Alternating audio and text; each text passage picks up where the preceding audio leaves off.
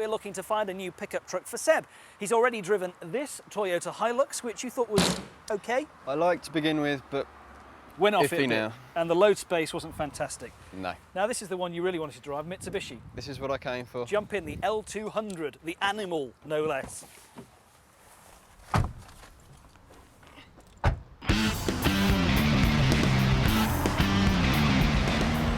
Now the interior of this Mitsubishi L200 is altogether a different proposition than the Toyota, isn't it?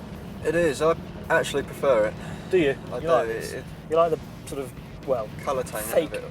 brushed aluminium. It's not real, that, is it, by any stretch of the imagination? No, but they've made an effort. They have, haven't they? It looks a bit smarter, doesn't it? Smarter, more car-like. Yeah, even more car, absolutely. Do you think there's a lot more low-down torque there in this engine? Yeah. Again, it's the same sort of engine, 2.5 litre turbo diesel, same sort of performance, same sort of poke. You wouldn't think it, though. No, you wouldn't think they've obviously configured it slightly differently. Yeah. And this might be better for towing. Definitely, that's what I was thinking. The Hilux didn't have enough grunt. It pulled away nicely.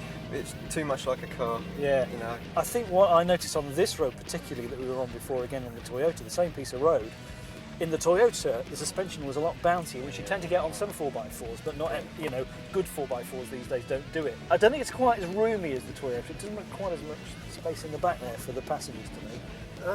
No, not as much leg room, is there? Leg room, I don't think. But for kids, it's right fine. For the kids, they'll be all right in the back of there. As long as I'm driving, I'll be all right. Well, here's Richard Hammond with everything you need to know about the Mitsubishi L200. Well, the second of our offerings is the same basic recipe as the Toyota. It's a body bolted onto a strong, sturdy chassis. It's got old-fashioned leaf springs at the back so it can carry huge weights.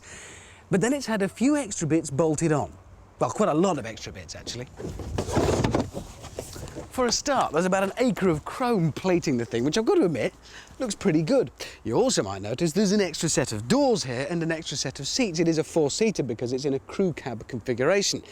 But it doesn't stop there. There's loads of other little luxuries you wouldn't expect to find in your average truck. All four windows are electric, as are the wing mirrors. You get air conditioning and even a reasonable stereo. I'm not saying it's a car for sissies, though. It's a proper truck. I mean, it's a Mitsubishi. It'll take the punishment on and off-road. It'll carry huge loads, and it has a decent four-wheel drive system, too. What I am saying is, if you decide to go for the Mitsubishi, it's maybe not one to turn up at a farmer's market in. Know what I mean?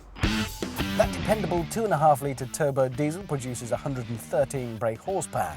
You can get it as a single or a double cab. The L200 was introduced in '98 and is still built today. Used examples we dug up include an L200 with a double cab on a '98, that's an S-Reg, with 55,000 miles up, 9,995 quid.